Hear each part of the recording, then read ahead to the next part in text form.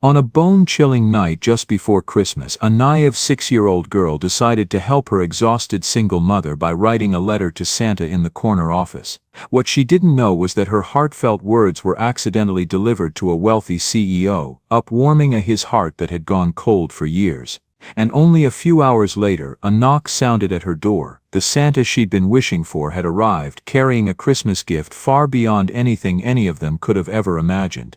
Before we dive deeper into this story, let us know where you're watching from, and don't forget to hype and subscribe for more heartwarming stories every day. Ashford Ridge wasn't the kind of town people talked about on postcards, but 1 week before Christmas, it looked exactly like a place where miracles were supposed to happen. Snow rolled off the green Vermont hills in slow silvery sheets, storefronts glowed with wreaths and ribbons, lights blinked along the rooftops like tiny warm heartbeats in the cold. The air carried that familiar winter mix, pine, cinnamon, and the faint smokiness of someone's old wood stove humming through the night. It was beautiful, magical, even. But not everywhere in town shared that magic. Not the run-down little wooden house on the edge of town where the wood-burning stove had given up sometime around Thanksgiving and never woke back up. That was where 6-year-old Lucy Hart sat cross-legged on the drafty wooden floor, tongue poking out just a little, gripping a red crayon like it was some kind of magic wand she hoped would change everything. Her black curls bounced every time she leaned closer to the paper. She was drawing each letter larger than the last because she wanted to make sure he could read it, whoever he really was. Across the room, her mom Marion moved quietly in the kitchenette, trying not to show how exhausted she was after another double shift at the bakery. Her black ponytail drooped over her shoulder, dusted with flour she didn't even notice anymore. She hummed under her breath, though her voice wavered every few notes from fatigue. Bills sat on the counter like little threats, rent overdue, heating oil warnings, a final notice taped to the envelope like someone shouting on paper. A small space heater struggled against the cold, blowing through the thin walls, bravely trying and failing to warm the room. "Sweetheart," Marion asked softly, "who are you writing to?" Lucy looked up as if she'd been caught performing a secret mission. Her big bright eyes flickered with excitement. "To Santa," she said. "But not the North Pole one. The one with the corner office." Marion blinked. "The what?" "The corner office Santa, the one who fixes things because he's super in charge." Lucy said this with absolute certainty because she'd overheard someone at the bakery complaining that only people in the corner office made real decisions. If people with power fixed things, then of course Santa must be one of them. Marion tried to laugh. It came out softer, sadder. "Well, tell him I hope he writes back." Lucy nodded seriously, as if signing a treaty. She bent over the paper again, and the letter came to life.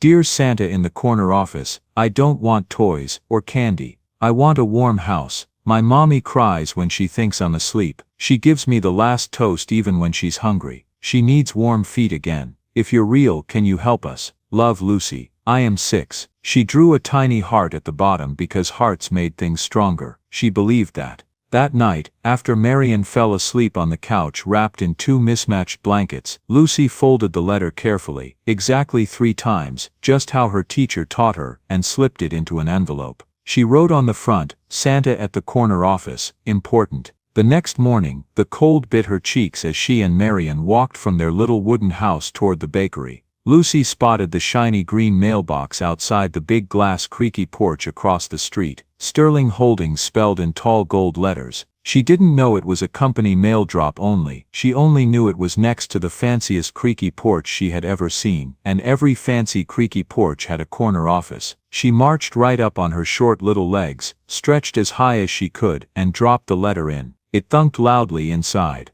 Lucy gasped. The letter was gone forever now. Marion didn't even notice. She was too busy worrying whether their landlord would finally change the locks today. And inside that glass creaky porch, 5 floors up from the snow and the noise and the hope of a little girl, sat a corner office with lights still off. Someone would soon walk into it. Someone whose life was about to collide with Lucy's in a way neither of them could ever imagine. And it all started with that red crayon letter dropped into the wrong mailbox on a freezing December morning. The next morning at Sterling Holdings didn't begin with anything special. The office buzzed the way it always did in December. Holiday decorations taped to cubicle walls, employees juggling end-of-year reports, and that faint hum of coffee machines trying their best to keep everyone alive. But 5 floors above all that noise, the corner office still sat dim and quiet. Edward Sterling wasn't a man who rushed the mornings anymore. At 60 he moved slower, partly because of age, partly because life had carved deep grooves in him that never quite smoothed out. When he finally walked in, coat draped over one arm, the staff greeted him politely, and he returned their nods with the same distant courtesy he used every day. He wasn't rude, he wasn't cold, just hollow in a way people learned not to question. His assistant, Leah, was waiting by the door with a stack of reports balanced against her hip. "Morning, Mr. Sterling. Mail got mixed again last night. Some letters from the ground floor box ended up with us." She held out the small bundle. Edward took it without thinking. "Thank you. Just leave the quarterly summary on my desk." He said it like muscle memory, his voice flat, steady, predictable. Another regular morning. Another set of numbers to bury himself in. Another day where nothing had to be felt, until he saw it. A small envelope, child-sized, crumpled edges, red crayon handwriting. Something about it made him pause, not dramatically, just a slight hitch in his breath that Leah didn't catch before she walked off. Edward stared at the envelope for a moment longer than he meant to. Red crayon letters read,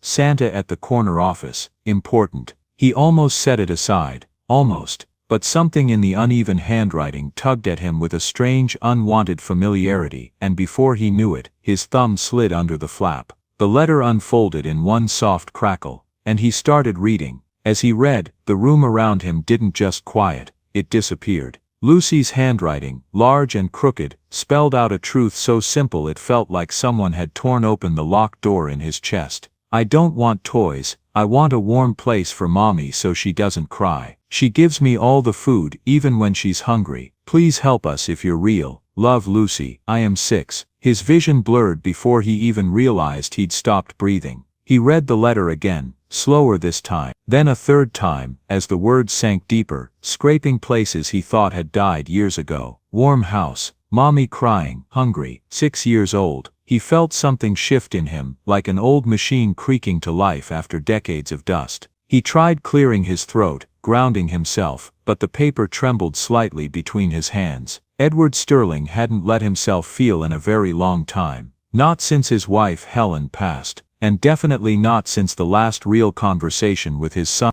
dissolved into shouting, silence, and a slammed door 8 years earlier. He had told himself emotions were impractical, messy, disruptive, so he stopped letting them in. But this tiny letter from a freezing little girl he'd never met had just kicked down the walls he spent a lifetime creaky porch. The first image that hit him wasn't Lucy, it was his son Michael at age 7, standing in the doorway with mittens too big for his hands, saying, "Dad, I'm cold," and Edward, younger, and too busy, answering, "Use another blanket, I'm working." He swallowed hard, the memory hurt like it had sharp edges. He pushed it away. Tried to at least, but the letter kept dragging it back to him. He could almost hear Helen's voice too, soft and warm. "Ed, you forget sometimes, kids don't need perfect fathers, just present ones." He blinked, eyes stinging. He hadn't allowed himself to think of Helen's voice in years. He folded the letter once, twice, as if neat corners might help contain the emotional punch inside it. It didn't. When he lifted his head, Leah was standing in the doorway again, waiting for a signature. She froze. "Sir, are you okay?" Edward wasn't sure what she saw, maybe the redness around his eyes, or the way he gripped the letter like it might slip away. He gave the smallest nod. "Just give me a moment." Leah backed out silently. Edward stood and walked to the window overlooking Ashford Ridge. Snow drifted slowly from the sky, brushing against the glass like tiny reminders of everything he'd ignored, everything he'd missed, everything he'd lost by being too rigid, too afraid, too hurt to try again. He pressed the letter against the window gently, almost like he needed the cold behind it to steady him. "A warm house," he whispered. The words cracked something open all the way. He suddenly remembered the cardboard box still sitting in his attic, filled with toys he bought years ago, hoping someday his son would let him meet his grandson. Toys that were never given, letters that were never answered, apologies he never made. He whispered Lucy's name like he needed to hear it out loud. "Lucy, you're 6. The same age Michael was when Edward missed his first school play. The same age Helen was when her mom left home for good.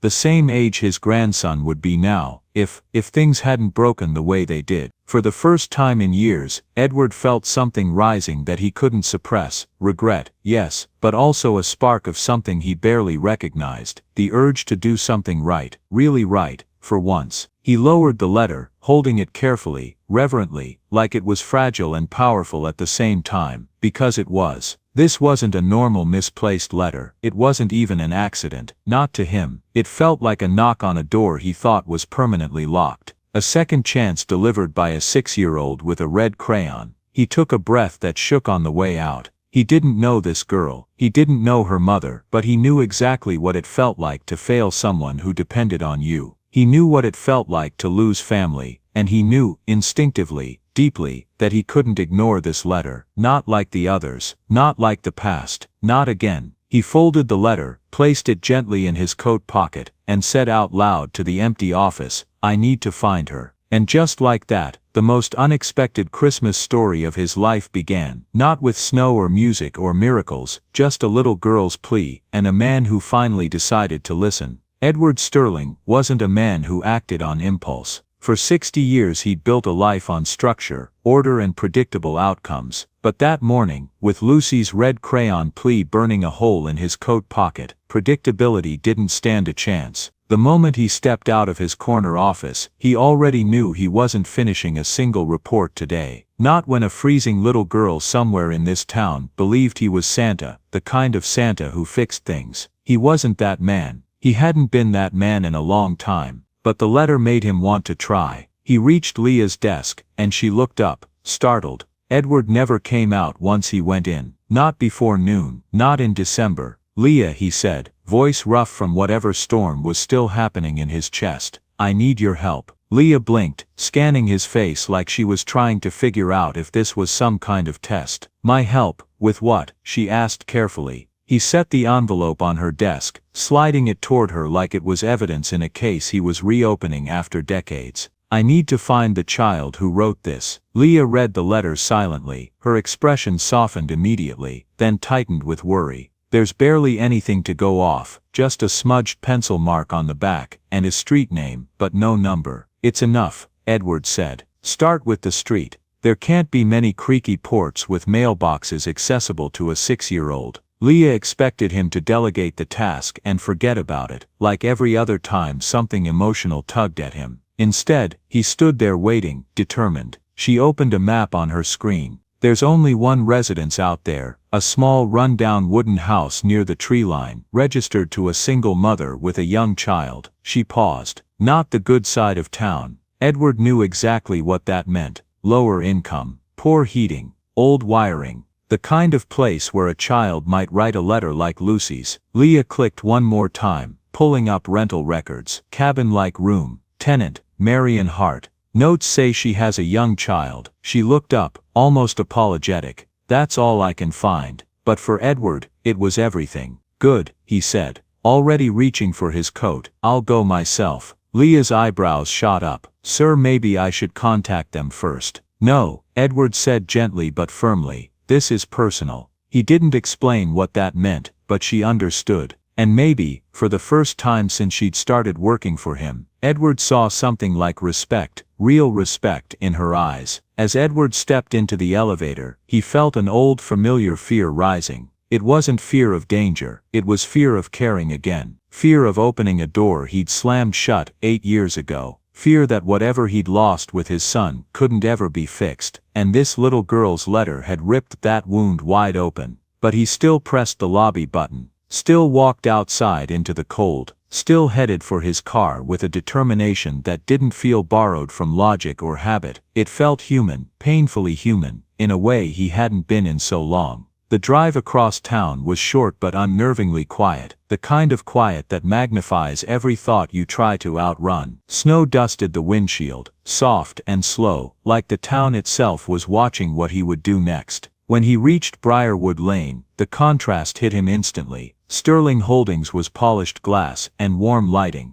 Briarwood Lane was chipped paint, a flickering thin drafty walls bulb, and a cold wind slipping through cracks in the siding. The porch steps creaked under his boots. The wood siding was warped, paint peeling, cold air slipping through every crack. It wasn't unsafe, but it carried the weary look of a place that fought a losing battle with winter every year. Edward hesitated outside the door. What was he even going to say? "Hello, your daughter wrote to Santa, and I'm here to what? Help." He wasn't used to sounding unsure, but the memory of Lucy's handwriting steadied him. He knocked, soft at first, then firmer. On the other side, footsteps shuffled, careful and wary. The lock clicked, and the door opened just enough for a woman to appear. Tired eyes, flour, still dusting the sleeves of her jacket, hair pulled back in a messy bun. Marion Hart. She looked at him like she was already bracing for bad news. "Can I help you?" she asked, voice cautious. Edward cleared his throat.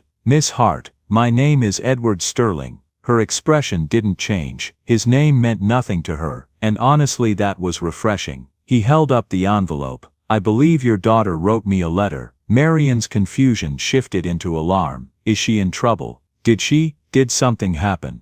Before Edward could answer, a small voice from behind her cut in. "Mommy, is that him?" Lucy peeked out from behind her mother's leg, eyes widening at the sight of the envelope in Edward's hand. "You're Santa," she said, not loudly, but with such certainty, it hit Edward harder than he expected. Marion turned, stunned. "Lucy, what are you talking about?" Lucy marched forward 2 determined steps. "That's my letter. I know it is." She pointed at Edward like she was identifying someone in a lineup. For the first time in years, Edward laughed, not a full laugh, but a soft, disbelieving sound that felt like something unclenched inside him. "I suppose I am Santa today." Marion's shoulders softened just slightly, not trusting yet, but no longer afraid. She opened the door wider. "You'd better come in then," she said quietly. And as Edward stepped inside that cold little wooden house, something shifted, not dramatic, not loud, but real. The world he'd locked himself out of for years cracked open a little, just enough for one small girl, just enough for hope, just enough for the story to truly begin. Edward stepped into the little wooden house slowly, almost cautiously, like he didn't want to disturb the fragile warmth inside. The little wooden house was cramped, the kind where everything felt worn but loved. A tiny artificial tree stood in the corner, decorated with exactly 3 ornaments, 1 mismatched bauble, 1 paper star, and 1 cotton ball snowman. Lucy had clearly made at school. The space heater hummed loudly near the old window, trying its hardest to pretend it was a real heater. Marion closed the door behind them, her hand lingering on the knob as if she wasn't sure she should have invited him in at all. She kept her voice steady. "You said she wrote you a letter. I'm still trying to understand why that letter ever ended up with you." Edward held the envelope carefully, like it was something fragile. "It landed in one of our internal mailboxes by mistake. My assistant handed it to me during a meeting. I couldn't ignore it." Marion stared at him for a second too long, suspicion flickering across her face. "Well," she said quietly, "we don't need charity." Lucy popped up in front of them before Marion could finish the sentence, moving with the speed of a kid who already made up her mind. "Mommy, he came because he heard me. Santa always hears me." The way she said it, confident, believing completely, hit Edward in the chest like a gentle punch. It was the kind of faith he hadn't seen since his own son used to wait for him at the window, with drawings and questions and hopes that once felt endless.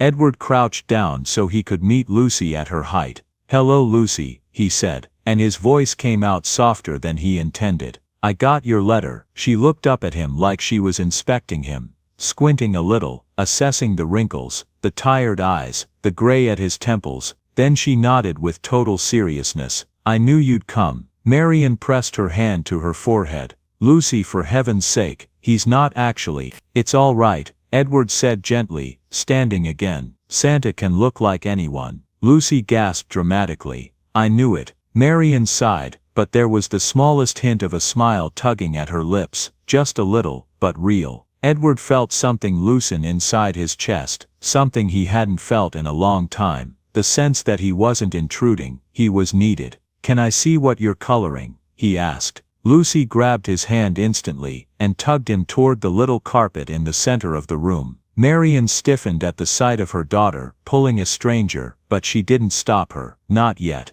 Edward sat on the floor beside Lucy, while she spread her papers like treasure maps. Each drawing was chaotic and joyful. Tiny houses, stick figure moms and daughters, snowmen, and something that looked like a dog, but also could have been a cloud with legs. "This one's our house," Lucy said, holding up a picture with shaky lines. "That's Mommy, that's me, and that's the cold." She pointed to the blue scribbles, drawn right over the windows. Edward felt his throat tighten. She had literally drawn the cold. Marian stepped closer, her voice low. "She draws what she feels. It's how she processes things." There was no bitterness in her tone, no self-pity, just honesty, and that honesty hit harder than any emotional speech could have. Edward nodded, still staring at the picture. "You're a very brave girl, Lucy," she beamed. "Mommy says brave is when you try even if you're scared." "She's right," he said quietly. Marian froze for a second, not expecting to hear her words echoed back with such gentle sincerity. Something in her posture softened, just a little. The room's overhead light flickered suddenly, one quick blink then another. Lucy didn't flinch, but Marian let out a breath that sounded too practiced. "It does that when the heater overloads the wiring," she said.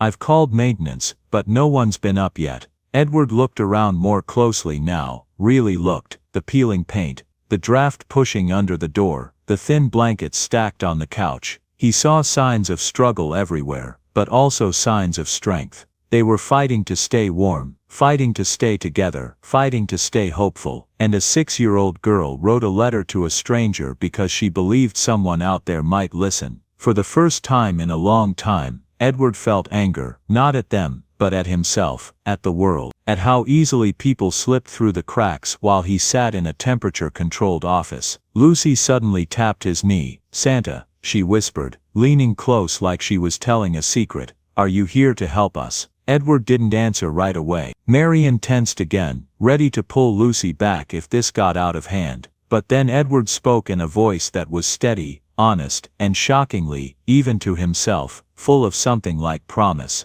"I'm here," he said, "because your letter reminded me what it means to do the right thing." Marian's eyes widened ever so slightly, not trusting, but listening. Lucy nodded once, satisfied. "Good," she said. "Mommy needs someone to help fix things. She does everything, but she can't fix all the cold." The heater hummed louder, straining. Snow tapped the window in small cold rhythms. And inside that tiny little wooden house, something shifted, not fully, not magically, but the beginning of something real. The beginning of a door cracking open. The beginning of a connection none of them saw coming. And Edward Sterling, who spent years keeping people out, felt something he hadn't felt in a very, very long time. He felt pulled in. Edward hadn't expected to stay long. He told himself he'd come in, explain the mix-up, maybe offer some temporary help, and leave before the emotions got too thick to breathe. But the longer he stood inside that tiny little wooden house, the more the past began dragging him sideways, back into rooms he'd sealed off years ago. He tried to shake it off, tried to focus only on Lucy's drawings, Marian's polite distance, the draft whispering under the window.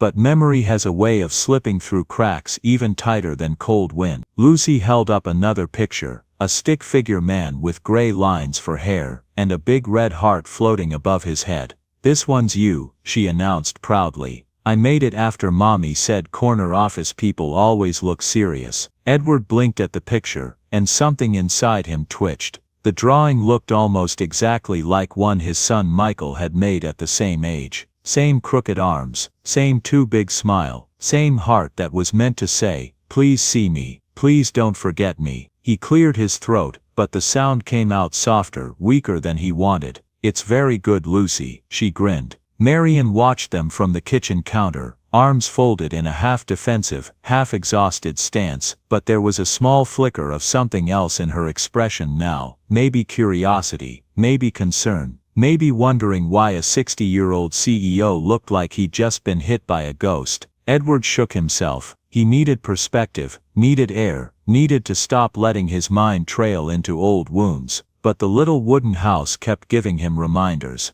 There was a tiny coat hanging on a hook by the door, pink puffy, a little worn at the elbows, and instantly, unexpectedly, he saw a blue one. Not physically there, but in his memory hanging in the entryway of his old home, waiting for a little boy who'd eventually outgrow it, and outgrow waiting for his father. He stepped toward the window, pretending to look at the snow, but he wasn't seeing any of it. He was seeing Helen, his late wife, standing beside that little blue coat, saying, "Ed, you're missing too much. He won't be this small forever." And he, younger and too driven, replying, "I'll make it up this weekend. I promise." Except he never did. Weekend after weekend slipped through his fingers until the boy stopped asking. Until the boy stopped trusting. Until the boy stopped trusting. Until the boy stopped being a boy altogether. Behind him, Lucy climbed onto the couch and tugged a thin blanket over her legs. "My mommy keeps the blanket for me even when she's cold," she said casually, not knowing she was twisting a knife he'd tried to bury for years. Marian looked up sharply. "Lucy, don't say things like, 'It's all right,'" Edward said, turning back toward them.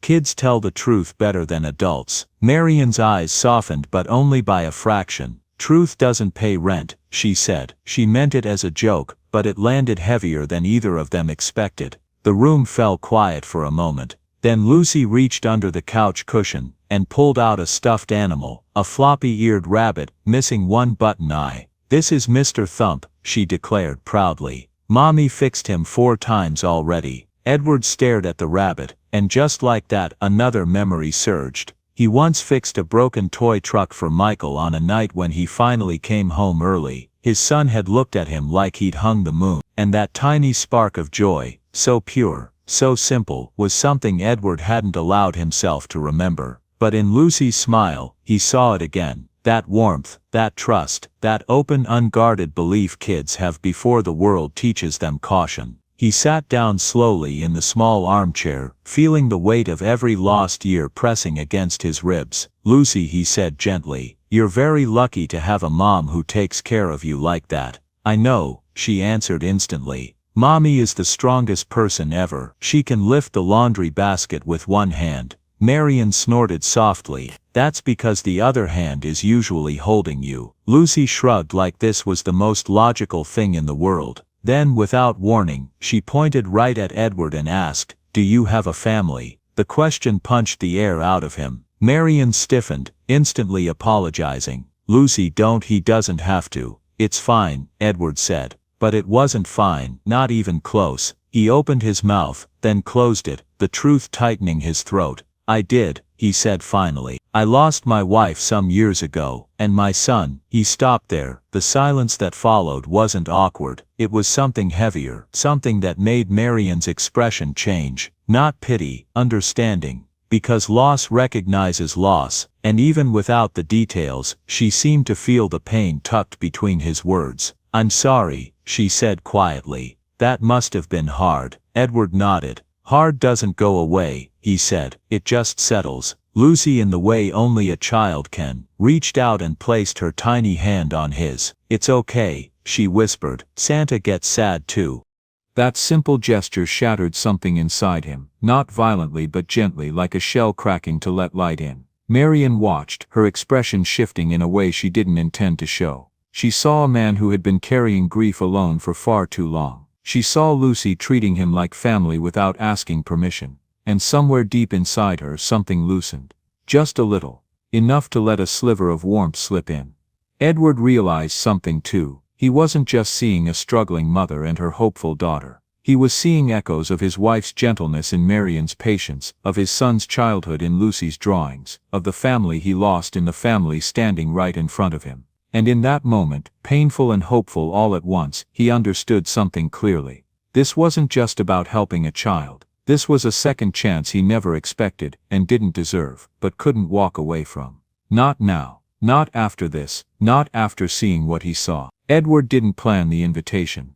It rose inside him naturally, the way a warm breath fogs a cold window, quiet, instinctive, undeniable. One minute he was watching Lucy arrange her crayons into a perfect rainbow line, and the next he realized how cold the little wooden house felt when her little hands stopped moving. The heater buzzed harder, pushing warm air that barely grazed the room before fading into nothing. Marian rubbed her arms without realizing it, her breath just faintly visible near the window. Something inside him snapped, not in anger but in a kind of protective urgency he hadn't felt in years. He stood before he even thought about it. "Marian," he said, and his voice carried a steadiness that made her straighten instinctively. "I can help with the heating situation." Marian bristled instantly. "We're not," but he lifted a hand gently, not to shush her, just to ask for a second of space.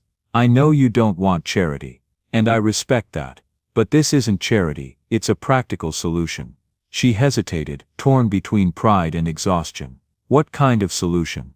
Edward took a breath, choosing each word with the careful precision of someone terrified of overstepping. "I have a guest house on my property. It's empty most winters. It's warm, safe and private. You and Lucy could stay there until the cold settles." Marian's expression froze, not shocked in a dramatic way but in the wounded, wary way of someone who's had every offer in her life come with strings attached. "You're inviting us to live on your estate," she said slowly. "Temporarily," he added quickly. "On your terms, not mine." Lucy lit up instantly. "A guest house," she squeaked, eyes widening like she'd just spotted Santa's sleigh itself. "Like a tiny little castle, with hot cocoa." Edward smiled before he could stop himself. "If you want cocoa, I'll make sure you get cocoa." Marian swallowed hard. She wasn't a woman who said yes easily. She'd built her life on doing things alone, because doing things alone meant no one could disappoint you. No one could leave. No one could break something you were barely keeping together. But then she glanced at Lucy, her cold reddened cheeks, the thin leggings she'd outgrown but still wore, the hopeful way she bounced on her toes. And something inside her cracked just a little. Not enough to break, but enough to let in the smallest sliver of possibility. "Just for a few days," she asked quietly. "Just until things warm up." "Just a few days," Edward agreed immediately. "And only if it makes things easier for you." Marian searched his face, looking for hidden motives, false kindness, anything that hinted at danger. But all she found were tired eyes and a man who looked like he carried more regret than pride. A man who strangely seemed to need this as much as they did. "Okay," she whispered. "We'll try it." Lucy shrieked with joy and sprinted across the little wooden house to hug Edward's leg like she'd just been reunited with a long-lost relative. "We're going to Santa's other house." Edward let out a startled laugh, quiet, shaky but real. Marian covered her face with one hand. "Lucy, please, he's not Santa." "He is," Lucy insisted, "because no one else heard my letter." Edward swallowed hard. That one sentence pressed deep into his chest, warming places he thought were permanently frozen. They packed quickly. Marian moved through the little wooden house with a mix of urgency and embarrassment, grabbing clothes, Lucy's stuffed rabbit, a stack of carefully folded blankets she refused to leave behind. "You don't have to rush," Edward said gently. She didn't answer. She was rushing because if she slowed down her courage might disappear. Old fear and new hope battled in her eyes the whole time. When they stepped outside, the cold hit them like a wall. Lucy's small hand clamped around Edward's without hesitation, and for a moment he saw not Lucy but Michael at the same age, running toward him after school, reaching for his hand before he stopped reaching altogether. His throat tightened, but he didn't pull away.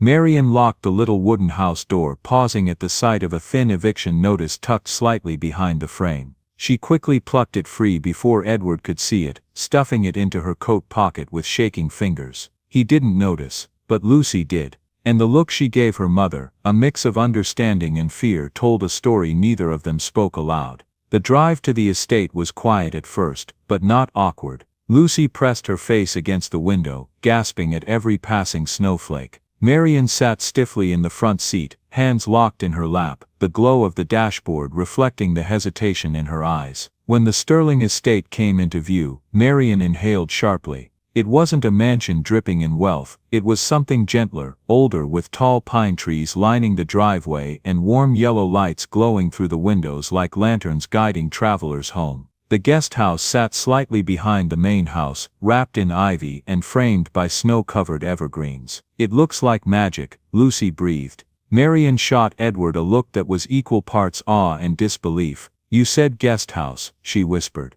"I wasn't expecting this." Edward parked the car and stepped out, letting the cold bite at his cheeks before circling around to help Lucy down. "It's yours for now," he said. "Everything inside is ready, heat on, blankets fresh, kitchen stocked." Marian froze again. Not because she didn't trust him, but because no one had prepared anything for her in years. No one had thought ahead on her behalf. No one had ever said it's ready for you, like she mattered. The keys trembled in her hand before she finally spoke. Thank you, she whispered, quiet, but heavy with meaning. Edward nodded. You're welcome. As the door opened, warm air washed over them like a soft embrace. Lucy stepped inside first, spinning slowly in amazement. Mommy, look, it's warm, really warm. Marian stepped in second, hesitant but drawn, like someone approaching a fire after being cold too long. Edward remained at the doorway, watching them with a mixture of relief and something deeper, something he wasn't ready to name. For the first time in many winters, the cold didn't feel so sharp. Something warm, something fragile but real, was beginning to take shape.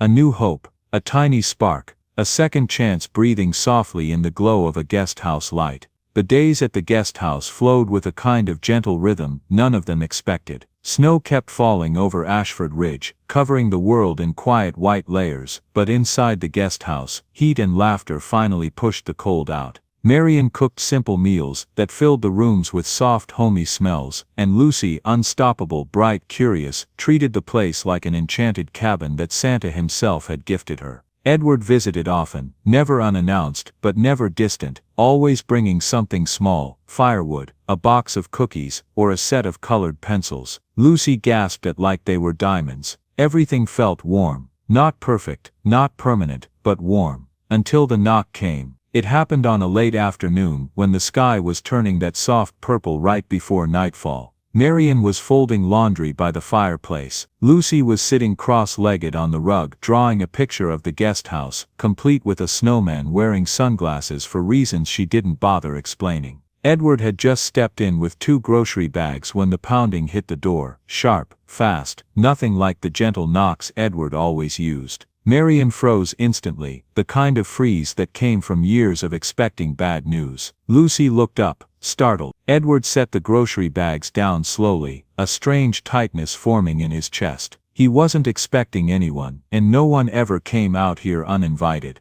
Marian stood, breath hitching. Who would that be? Edward opened the door. A man stood in the doorway, maybe mid-30s, bundled in a heavy coat, dusted with snow. He looked tired, drained, like someone who hadn't slept in days. His jaw tightened when he saw Edward. So it's true, the man said. You're actually here. Edward blinked, the world tilting. He knew that voice. He hadn't heard it in 8 years, but memory doesn't forget your child's voice even after it grows up. Michael, Edward whispered. Marian's eyes snapped to Edward, realization sparking in her face. Lucy grabbed her mother's hand, sensing the sudden drop in the room's temperature even though the fire was still burning. Michael stepped inside without waiting for permission. I went to your office, he said, his tone cutting but trembling. They told me you've been spending time here, with them. His eyes flicked toward Marian and Lucy, not unkind, but confused, hurt, protective. I had to see it for myself.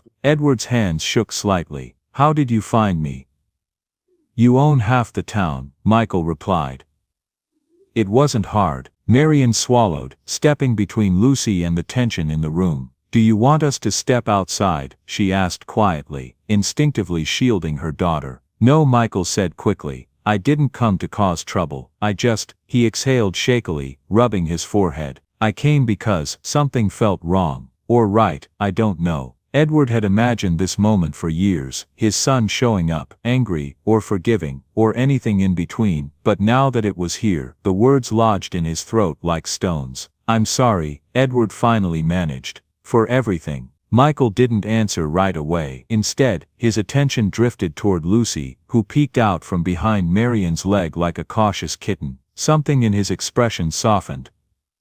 You're the little girl from the letter, aren't you? Lucy nodded slowly. Are you Santa's son? Marian nearly choked, but Michael actually let out a small stunned laugh, the sound of someone who hadn't expected to feel anything warm in that moment. No, he said gently, not exactly. Edward stepped forward, voice cracking. Michael, please, I never meant for any of this. Michael raised a hand, cutting him off. Dad, I didn't come here to argue. I came because Mom's birthday is tomorrow. The air thinned, Edward's face went pale. Marian looked between them, not understanding but feeling the weight instantly. Michael continued, softer. I knew you'd be alone, and I didn't want that. Not this year. Edward wasn't ready for the next words. I miss her, Michael whispered. And I miss what we were supposed to be. Edward's breath caught. I do too, he said, eyes glistening. More than you know. Something unspoken pulled tight between them. 8 years of distance, grief, resentment, misunderstandings, missed birthdays, missed chances, and now a little girl's letter had cracked the silence wide open. Marian stepped aside quietly, letting father and son face each other without witnesses. Lucy climbed onto the couch, watching with wide, solemn eyes, the way children instinctively understand big moments. Michael looked around the guest house, the cozy fire, the warm blankets, the sense of peace he hadn't seen around his father in years. You're different here, he said. Calmer, softer. His voice shook slightly.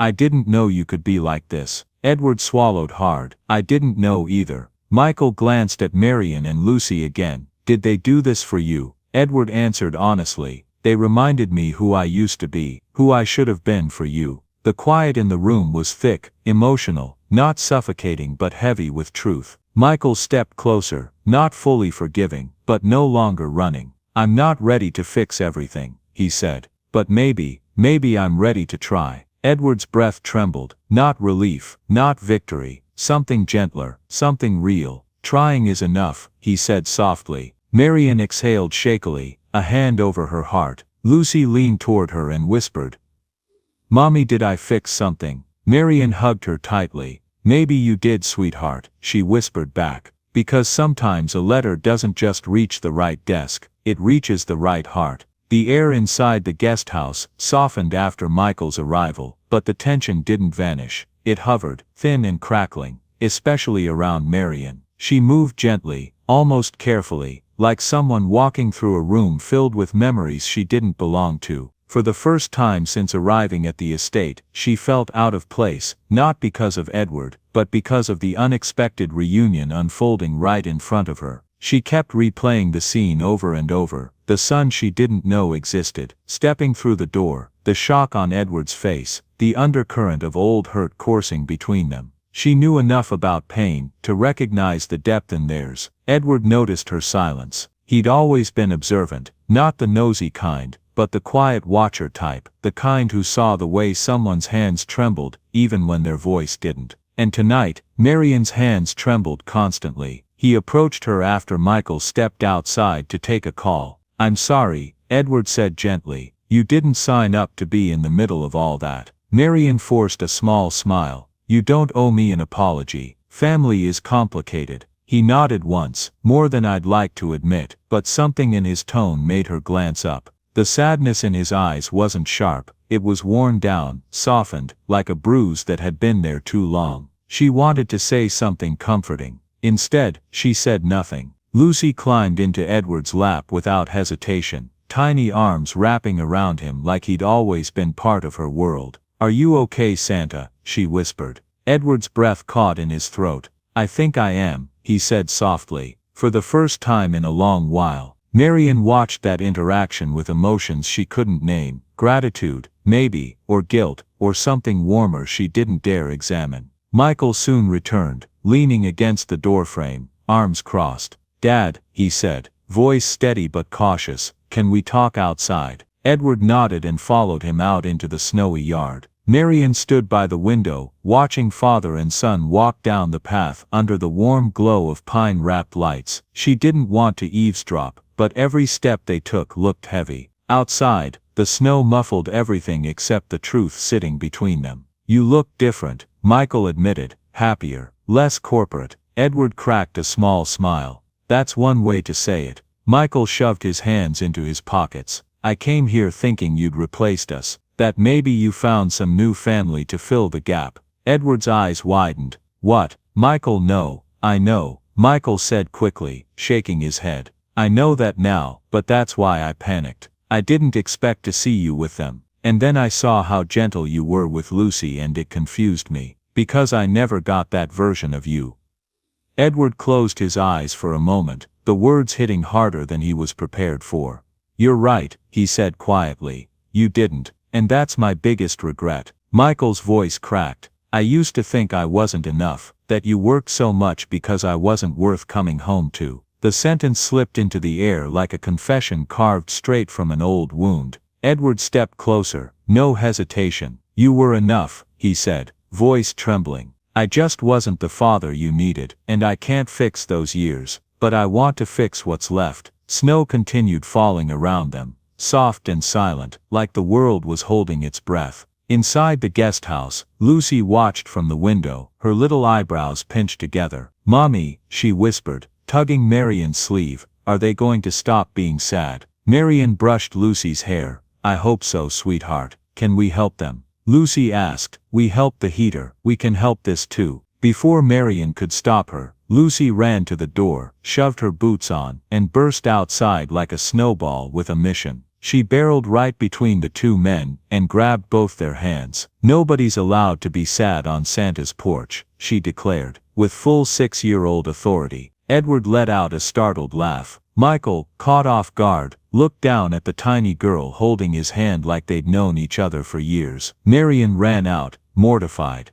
"Lucy, you can't just—" "It's okay," Michael cut in, kneeling to her height. "You're right, Santa's porch should be a happy place." Lucy nodded solemnly. "Then you and Santa need to hug. Hugs fix things." Marian almost fainted from embarrassment. But Edward and Michael looked at each other in that frozen moment, something fragile and raw balancing between them. Slowly, cautiously, Michael stood and stepped forward. Edward didn't move away. Their hug wasn't dramatic, it wasn't cinematic, but it was real, shaking, quiet, full of words neither of them could say out loud yet. Marian put a hand over her mouth. Lucy grinned like she'd just saved Christmas. When they finally walked back inside, something had shifted, not fully healed, but unlocked. Michael glanced around the guest house again. "Mom," he said softly, out of nowhere. Edward stiffened. Marian blinked. Michael pointed toward a small framed photo on the mantel. Edward's late wife, smiling in the sun. "Tomorrow's her birthday,"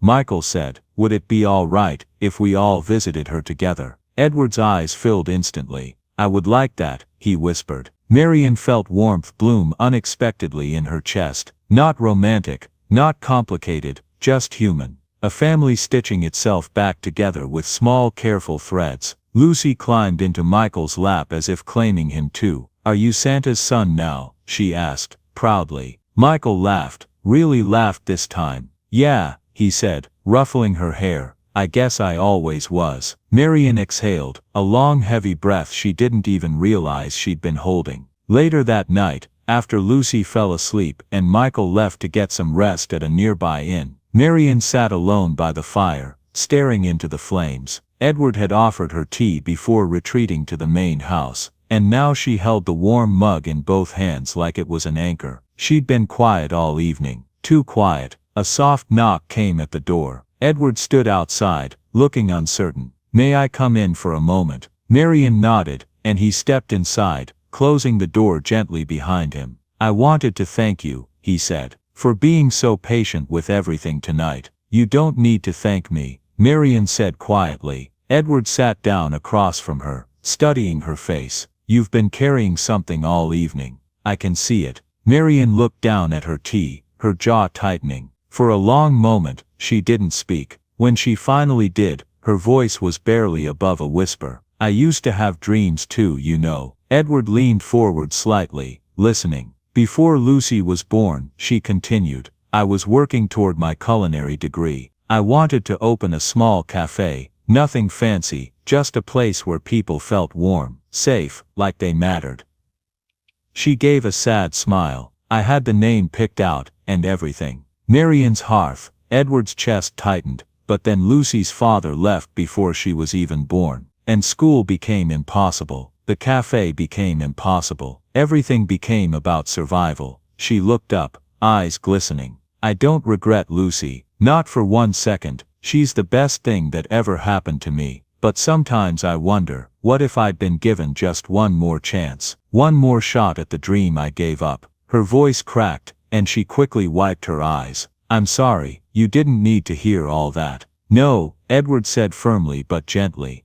"I did." He sat back, quiet for a moment, then said, "You remind me of someone." Marian glanced up, curious. My wife, Helen," he continued. "She had dreams too. She wanted to be a teacher. Elementary school, 2nd grade specifically. She loved kids, but she put everything on hold to support me while I built the business. And I never gave her the chance to go back to it. I always said next year, or when things settle down. But next year never came." His voice broke slightly. "She died without ever getting her classroom." Marian's breath caught. "So when I see you," Edward said, looking directly at her, "sacrificing everything for Lucy, working yourself to exhaustion, putting your dreams in a box you think you'll never open again. I see Helen, and I see all the chances I didn't give her." Tears slipped down Marian's cheeks. "You deserve more than survival, Marian," Edward said softly. "You deserve your dream too." She couldn't speak. She just nodded, overwhelmed. Edward stood slowly. "Get some rest. Tomorrow's going to be a big day." As he reached the door, Marian found her voice. "Edward," he turned. "Thank you," she whispered, "for seeing me." He gave a small sad smile. "You were never invisible, Marian, you just stopped believing you mattered." And with that he stepped out into the cold night, leaving Marian alone with her thoughts, her dreams, and the first flicker of hope she'd felt in years. Christmas morning in Ashford Ridge didn't arrive quietly. It rolled in with thick snow, ringing church bells in the distance, and that soft golden light that makes everything look like a painting someone warmed with their hands. The guest house glowed like a lantern in the early daylight, and inside it felt like the world's coziest snow globe. For the first time in years, Edward woke up with something he hadn't expected. Not stress, not dread, not the sharp emptiness that had filled every holiday since his wife passed. Actual anticipation. The kind that made him move faster, breathe deeper, almost forget his age for a second. He stepped out of his main house, holding a small wrapped box under his coat as snow crunched beneath his boots. He felt ridiculous, 60 years old and practically nervous. But nervous in a way that felt good, like the air just before a surprise. When he pushed open the guest house door, warmth washed over him. Marian was standing by the stove flipping pancakes, hair tied back, cheeks pink from the heat. Lucy was dancing around the living room in fuzzy red socks, shaking a jingle bell like she was the conductor of Christmas itself. And Michael, tall, tired but softer these days, was helping her assemble a tiny toy train she'd gotten from a thrift store 2 years ago, but never learned to fix. The scene hit Edward hard. Not painful, not overwhelming, just perfectly, quietly full. Marian looked up and gave him a smile, small, warm, natural, like she'd known him forever. "Merry Christmas, Edward," she said. "Breakfast is almost ready." Lucy barreled into him. "Santa, you came back." He laughed, ruffling her hair. "I told you I wouldn't disappear on Christmas." Michael stood and handed Edward a mug of hot cocoa. "Merry Christmas, Dad." Edward froze for half a heartbeat. It was the first time Michael said Dad without bitterness or distance. The word hit deep, landing in a place Edward thought was permanently scarred. "Merry Christmas, son," he said quietly. Breakfast became chaotic in the best possible way. Lucy insisted they all wear paper crowns she made from construction paper. Marian burned one pancake because Edward distracted her by telling a joke that wasn't even funny but somehow made her laugh uncontrollably. Michael fixed the train, and Lucy screamed like it was the grand finale of a fireworks show. And in the middle of it all, this tiny, warm, unplanned family, the grief that used to live inside Edward shifted. Not gone, but gentler. After breakfast, Michael cleared his throat. "Dad," he said, "can we visit Mom's grave together?"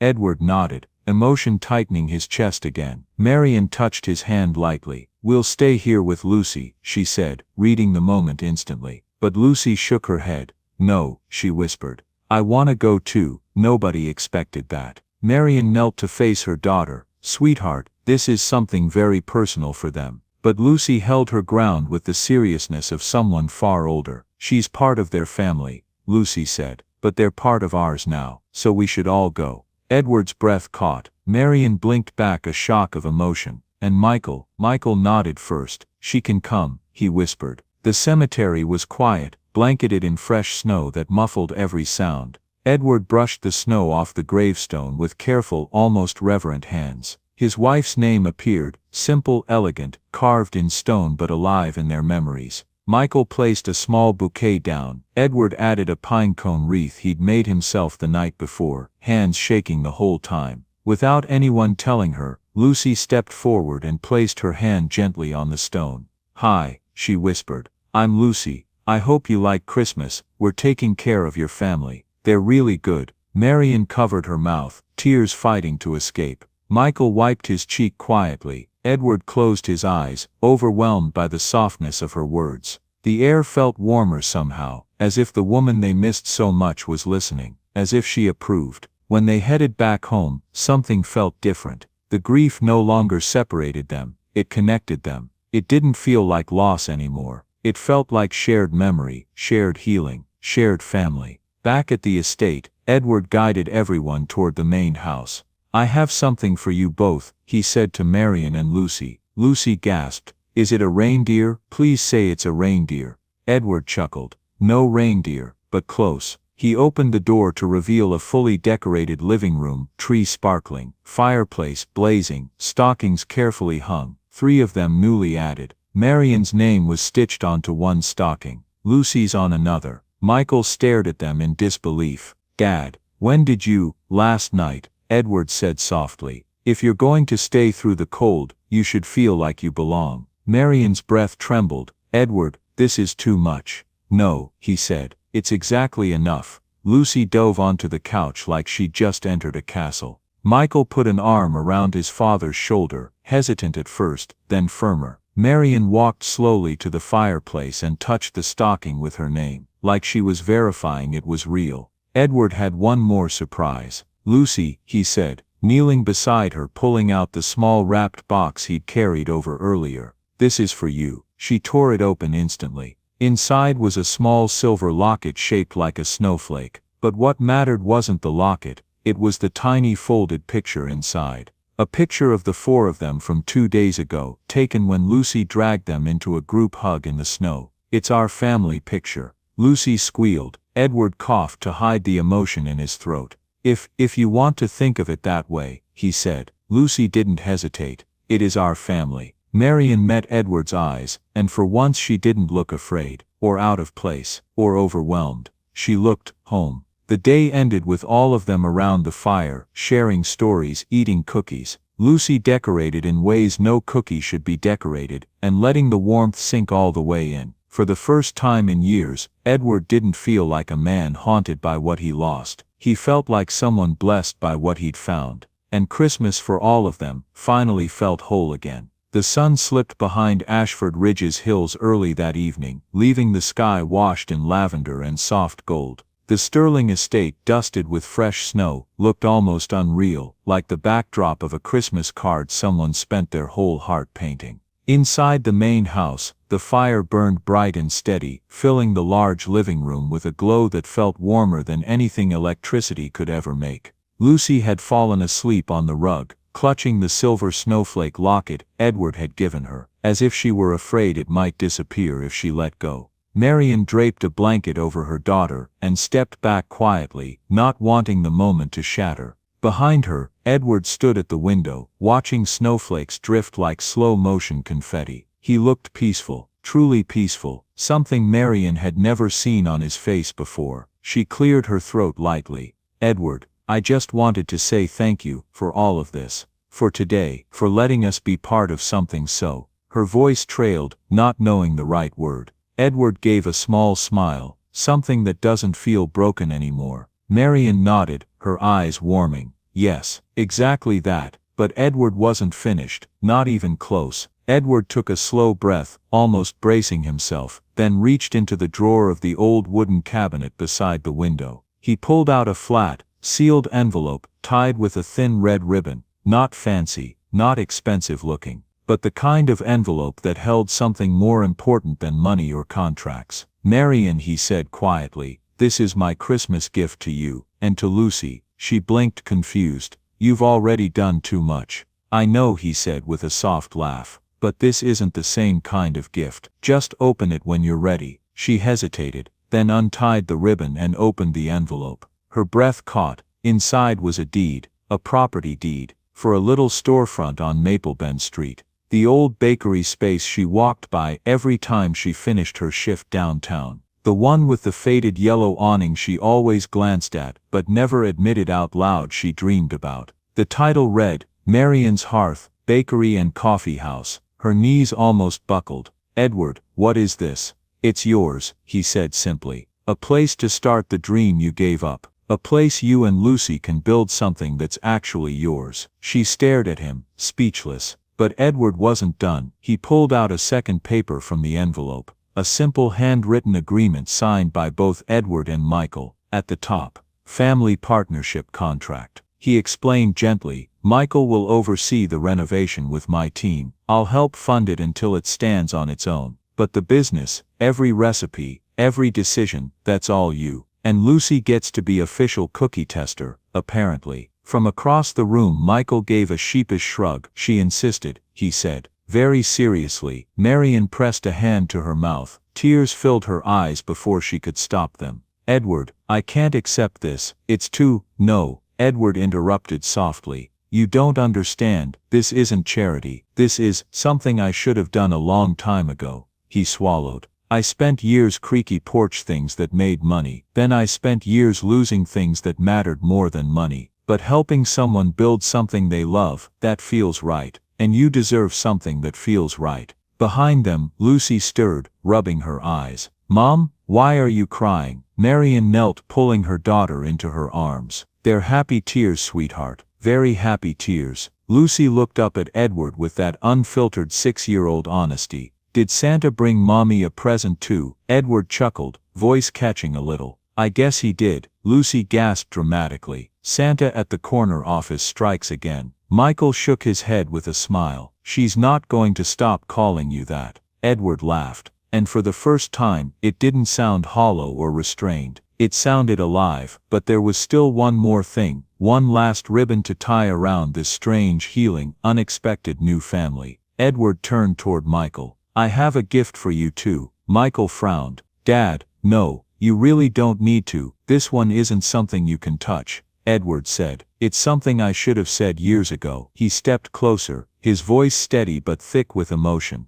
"I'm sorry, Michael, for all the years I treated grief like a job, for shutting you out, for drowning in silence and dragging you into it with me. You didn't deserve that. You deserved a father who fought to stay connected, and I didn't fight at all." Michael blinked hard, jaw clenching. "Dad," Edward continued, "I'm not asking you to forget those years, but I'm asking for a chance to make better ones." Michael inhaled sharply, and then slow, trembling, honest. He stepped forward and hugged his father. A real hug, not stiff, not forced, a hug years overdue. Marion turned away slightly, giving them a moment, wiping her cheeks in silence. Even Lucy stood still, watching with awe instead of her usual bouncing enthusiasm. When the two men finally pulled apart, both were smiling through tears. Edward exhaled. "All right, that's my gift." Michael shook his head. "No, that's ours, both of us." They settled back around the fire. Marion and Lucy curled on the couch. Michael sank into the chair beside them, and Edward sat across from all of them, taking in the sight, like it was the final scene of a movie he never thought he'd get to see. The flames crackled softly, snow drifted past the windows. No one rushed, no one worried, no one felt like an outsider anymore. It was quiet, it was whole, it was family. And as the night deepened, Edward whispered almost to himself,